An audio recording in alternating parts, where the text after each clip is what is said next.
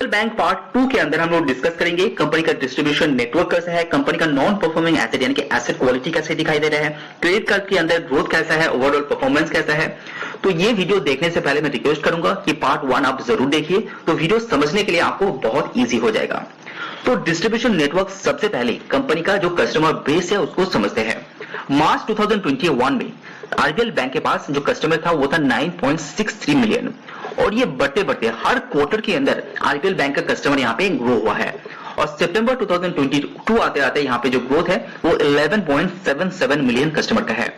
तो last quarter में कितना था 11.30 मिलियन और वहां पे बढ़ के लेटेस्ट क्वार्टर में आ गया है 11.77, यानी कि कंपनी के जो कस्टमर है वहां पे ग्रोथ आपको देखने को मिल रहा है। उसके बाद ब्रांचेस की बात करते हैं। जैसे कि यहाँ पे देख पा रहे हैं कंपनी का जो ब्रांचेस था वो लास्ट ईयर इसी क्वार्टर में था 445 और यहाँ पे विद इन 1 ईयर कंपनी ने यहाँ पे करीब करीब 62 नया ब्रांचेस ऐड कर चुका है। तो ये जो ग्रोथ है ये बहुत ही अच्छी तरह से किया है। तो आरबीएल बैंक का जो ब्रांचेस है वो 507 देखने को मिल रहा है सितंबर 2022 आते आते और ये जो क्वार्टर टू क्वार्टर के अंदर भी 5 ब्रांचेस आरबीएल बैंक ने ऑलरेडी ऐड कर चुका है।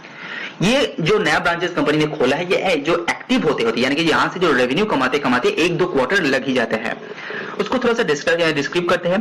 तो जो मेट्रो है वहां पे सबसे ज्यादा यहाँ पे ब्रांचेस खोला है जो दिखाई दे रहा है 294, अर्बन के अंदर 72 है, सेमी अर्बन के अंदर 74 एंड रूरल के अंदर 67।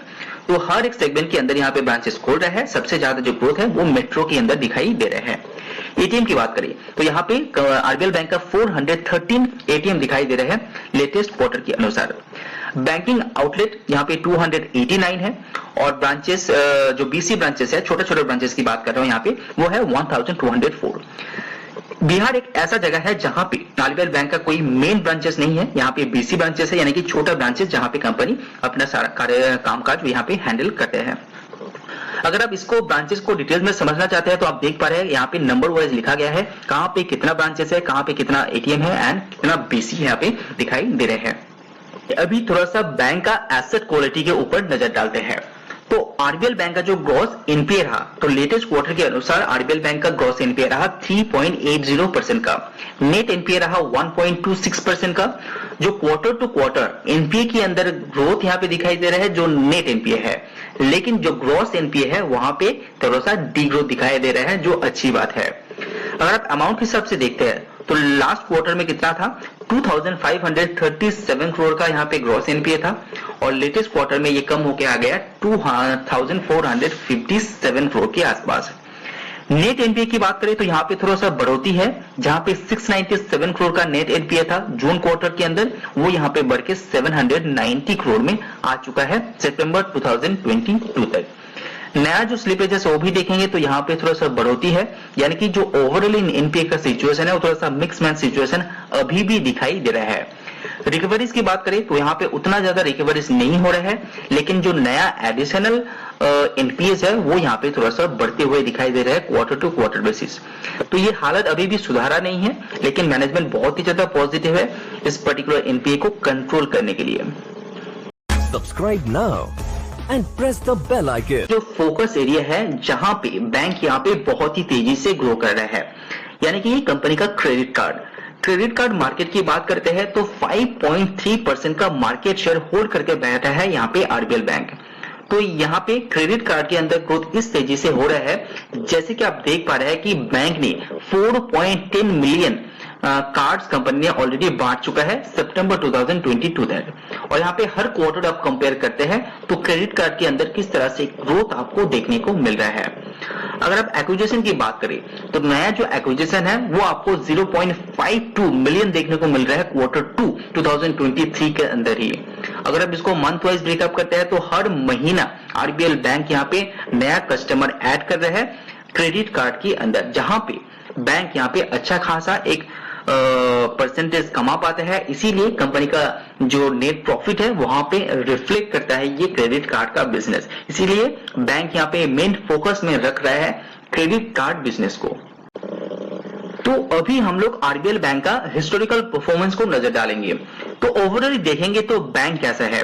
2011 में आरबीएल बैंक जहां पे 1000 करोड़ का सेल जनरेट करता था वो धीरे धीरे बढ़ के 12,000 करोड़ तक आ गया है विद इन यहाँ पे 10 to 11 ईयर्स। तो ये जो ग्रोथ है सेल के अंदर यानी कि रेवेन्यू के अंदर, ये यहाँ पे बहुत ही अच्छी तरह से बैंक ने यहाँ पे ग्रो किया है।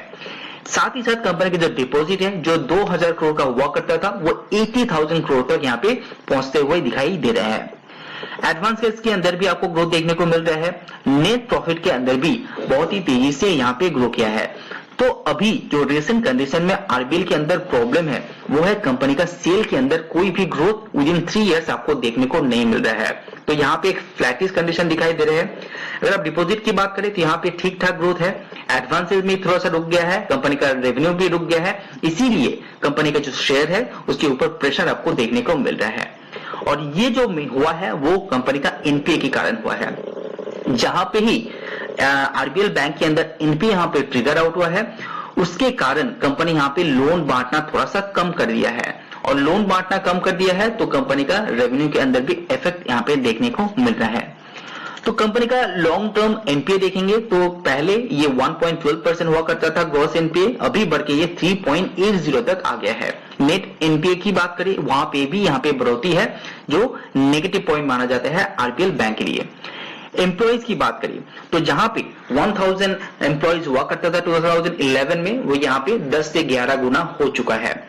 तो ये लॉन्ग टर्म जो ग्रोथ है आरबीएल बैंक के लिए ये बहुत ही अच्छी है। पहले बैंक ने बहुत ही अच्छे काम किया है तो शायद आगे भी कर पाए, लेकिन यहाँ पे मैनेजमेंट चेंज हो चुका है। तो नया जो सीईओ है ये बहुत ही बुलिश है, बहुत ही पॉजिटिव है आरबीएल बैंक को लेके। तो आगे चल के देखते हैं कि बैंक कैसे कर पाता है। लेकिन पिछले 5 महीनों में बैंक ने 90% तक रिटर्न जनरेट कर दिया है और ऐसा लग रहा है कि आगे आने वाले कुछ सालों के अंदर भी ऐसा ही ग्रोथ जारी रहे, क्योंकि जो बैंकिंग सेक्टर है इंडिया का वो बहुत ही पॉजिटिव दिखाई दे रहा है। जो नेगेटिव होना था यानी कि एनपीए के अंदर जो प्रेशर दबाव होना था वो ऑलरेडी हो चुका है। नया एनपीए आने का कोई उतना संभावना नहीं दिखाई दे रहा है आरबीएल बैंक के ऊपर। और मैनेजमेंट का भी ऐसा ही कहना है कि अमाउंट के अंदर कोई भी एनपीए के अंदर बढ़ोतरी आपको आगे आने वाले क्वार्टर के अंदर देखने को नहीं मिलेगा। तो कुछ पॉजिटिव बात है, कुछ नेगेटिव बात है, लेकिन आप निवेश करने से पहले अच्छी तरह से रिसर्च कीजिए, उसके बाद ही निवेश कीजिए। वीडियो पसंद आए तो लाइक जरूर कीजिए। आज वीडियो में इतना ही। सी यू ऑन नेक्स्ट वीडियो।